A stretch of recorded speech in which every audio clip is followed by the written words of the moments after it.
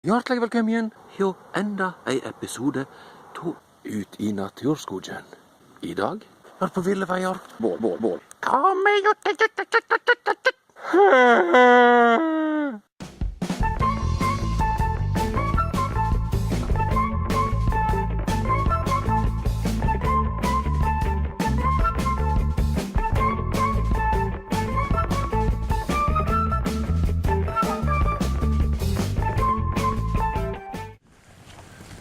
Her er det kraftig oppoverbakke, som jeg kjenner andpustenheten. Ja, den kommer sigende, sammen med alle lastebilene som kjører fram og tilbake. Svært trivelig. Vi må prøve å få haik. Her kan vi da se lastebilene. Her er det tydeligvis kappkjøring, og den svarte taper. Den blå lastebilen har mye bedre fart. Er det Usain Bolt som kjører? Det har ikke godt å si. Men vi skulle hatt høyt med disse. Så hadde vi stoppet disse oppoverbakkene. Du ser de sliter med å komme seg opp. Spesielt denne svarte lastebilen. Svært treig. Kanskje den har en ombygd poengsmotor som motor. Nei, vi må gå. Da har vi altså nett blitt forbikjørt av den svarte og den blå lastebilen. Og den blå lastebilen har ennå ikke klart å komme seg forbi. Det er nok sannsynligvis, for det bare er plass til en bil om gangen. Men han i den svarte burde nå virkelig få ræva i gir. De har ikke hele dagen på seg på å lage denne motorvegen. Som noen husker, så var det her forrige episoden startet. Og da stod det altså en gravemaskin her borte, og en haug med dritt. Her kan vi se denne motorvegen som de har begynt å lage. Og de har prøvd å lage et digert hinder. Den er nå vekke, og det ser ut som vi har fått vei hele veien fram til campen vår. La oss gå et lite stykke videre og se utviklingen. Ja, da har vi altså kommet oss litt lenger opp veien her. Blitt passert av en haug med lastebiler.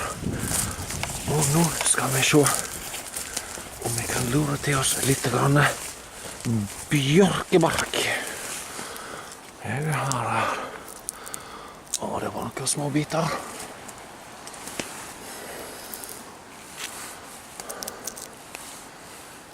Kanskje ikke den mest behagelige følelsen å bruke den ødelagte armen til dette her. Oi, her var det småsaker. Putta det rakt i lommen. Her er et sår på treet. Det skal ikke vi tykle for mye med. Dette her. Her har vi litt grann mer. Vi har altså klart å glemme lighter. Så det eneste vi har er ildstål. Da må vi ta forhåndsregler. Er det noe mer snas på denne bjørka? Her var det litt. Det er svært lite å hente her.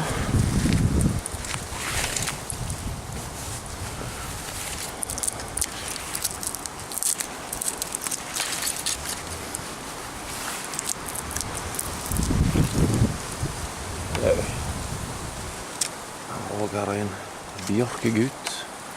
Men den var full av mose. La oss gå videre og se hva vi kan finne. Her har vi altså funnet inn noen av sjårene våre. Vil huske akkurat denne bjørken. Der vi var og plukket ut en fin bete. Og det har vi som vanlig jukset litt. For her er et lite bjørkestykke. Her har vi vært før. Denne bjørka er svært død. Så her er det bare å forsyne seg. Og bratt som et helvete det også. Nå får vi se her. Oi.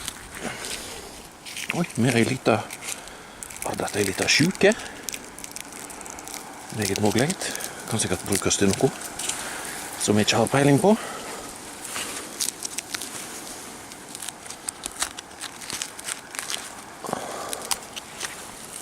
Og våtmose, nei, den vil vi ikke ha.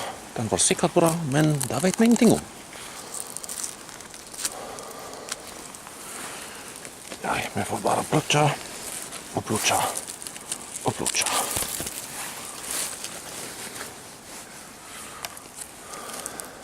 Og nei, meget bra. Ops. Her har vi fått med litt råte. Da trenger vi ikke fylle lommene med.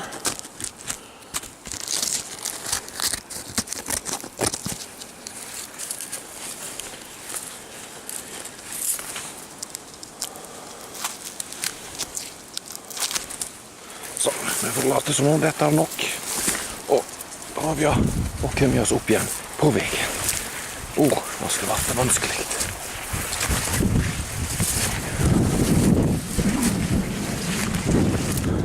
Da kan vi fortsette ferden ute i skogen. Da er vi altså kommet ut i naturskogen. Men en liten hake er jo selvsagt denne motorveien. Og nå kommer det jaggu enda en lastebil oppå. Vi får håpe den er litt kjappere enn denne svarte lastebilen, som lå som en brems foran racerbilen. Eller den blå lastebilen, da. Ja, dette var mye lastebiler. La oss drite langt i deg, og gå inn i skogen. Det er tross alt her vi virkelig koser oss. Nydelig allerede. Her virker det som det er gode nyheter. Her borte har vi altså en respektabel lastebil som står og lusker og lurer. Og vi kan se at veien tar ned mot høyre her. Men det er jo stikk motsatt vei i forhold til hvor vi skal. For vi skal denne veien.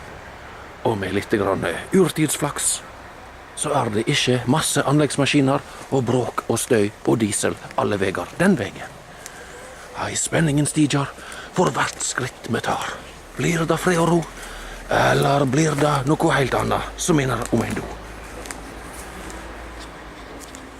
Da nærmer vi oss den flotte leiren vår, og vi kan ikke høre noen lastebiler eller andre biler eller noe støy.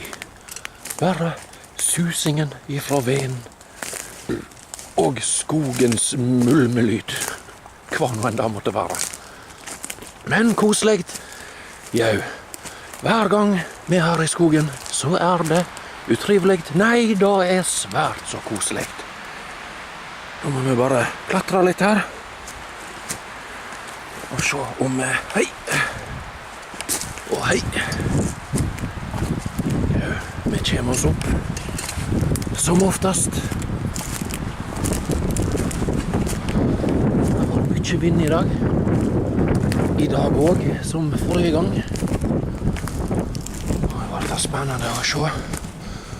Oi. Her har trærne veltet. Den rakkeren her. Den sto fint oppreist sist vi var her. Så vi tror vi bare går rundt den i stedet for under.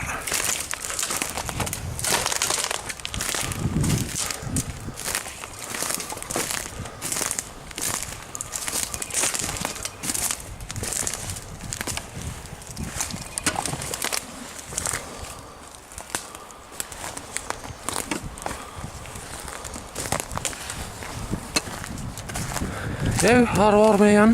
Oi! Her har vi fått sopper på besøk. Det er koselig og mye. Og se her. Her vokser det. Her har det ikke vært mye folk.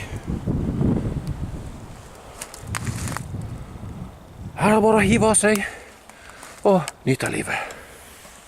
Ja, da har vi altså omorganisert bålplassen vår lite grann. Vi har gjort den litt smalere. Da må vi innse at han var kanskje litt i bredeste laget, denne rakkeren her. Vi har som sagt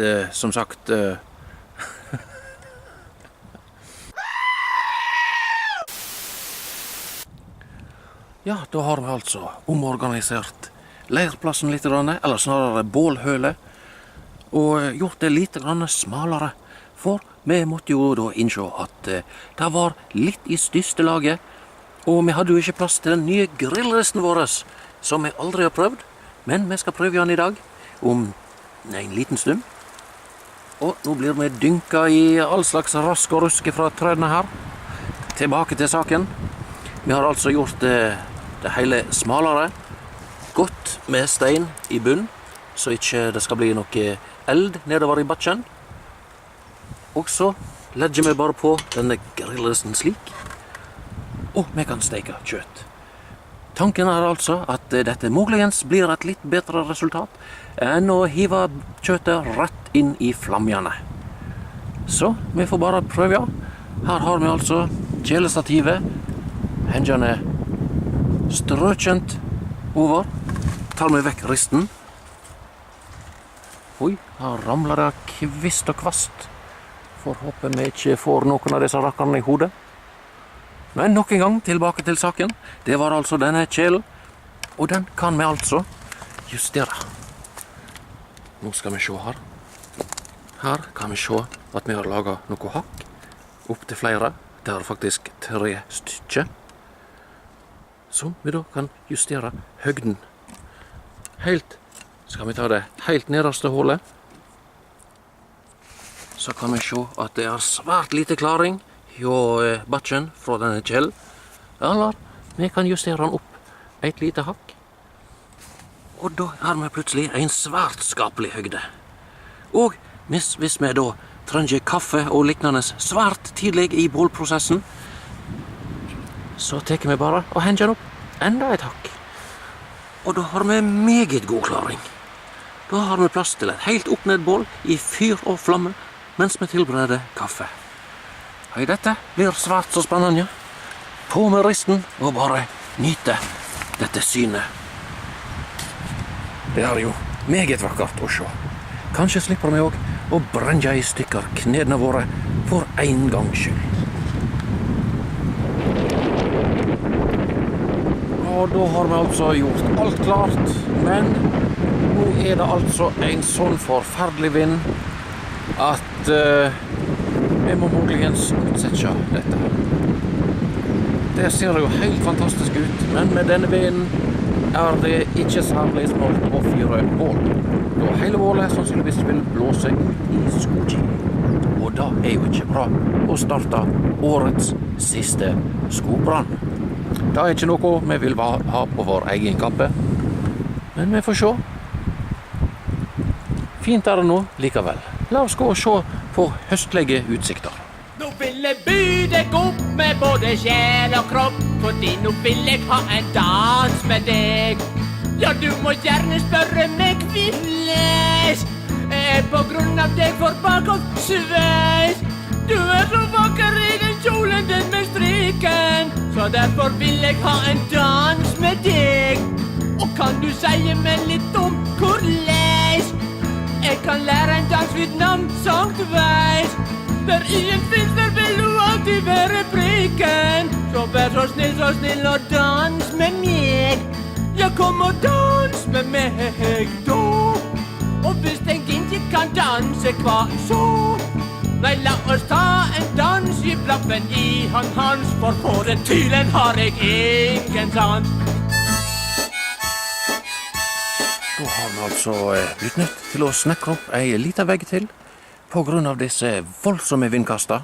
Vi har begynt å bli ganske så sulten i tillegg, og da er det alltid kjekt med lite grann fôr. Så da, når vi har fått opp enda en vegg mot vind, så skal vi prøve å sette fyr på bålet og se om vi får stekt oss noen lekre biffer. Her har vi altså årets, eller snarere sesongens første bål. Det er offisielt. Vi har begynt å brenne bål i skogen igjen, og det er jo ekstra fint når vi har 2 levegger. Tankene vandrer seg selvsagt inn på å lage enda en levegg, men vi får se med tid og stunder. Nå skal vi bare la dette få brenne en god stund, og så hiver vi på ny grillristen og steker oss noe mat. Vi er allerede fryktelig sulten, men vi kan ikke begynne helt ennå på denne matlagingen. Da er vi altså klare for å hive kjøttet på den nye grillristen og se om dette blir sukkess eller en diger fiasko. Her er det bare å nyte synet av kjøtt som går rett på grill.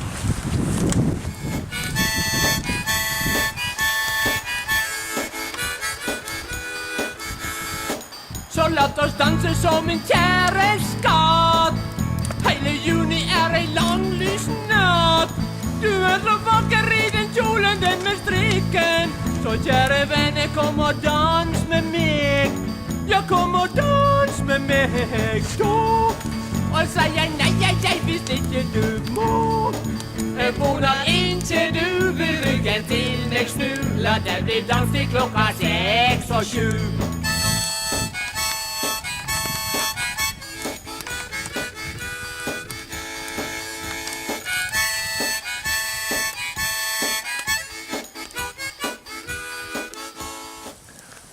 Vi vil da erklære dette måltidet svært vellykka. Som vi kan se, er det allerede eget kjøttstykke fortært. Det var helt nydelig. Og nå skal vi ete resten. Sola har gått ned, og vi ligger an til en famlende tur tilbake igjen til sivilisasjonen. Og da ønsker vi takk for følget for denne gang, og hjertelig velkommen tilbake. Ja, du må gjerne spørre meg hvilles. På grunn av at jeg fått bakomsveis. Der i en bilde vil du alltid være prikken. Så derfor, kjære, kom og dans med meg. Ja, kom og dans med meg, da. Og la meg både deg og da han sen få. Jeg bonar inntil du vil ryggen til meg snu. Nei, du må jammen bli min neste fru. Jeg bonar inntil du vil ryggen til meg snu. La det bli dans til klokka 6 og 7. Jeg bonar inntil du vil ryggen til meg snu. Nei, du må bli min neste fru.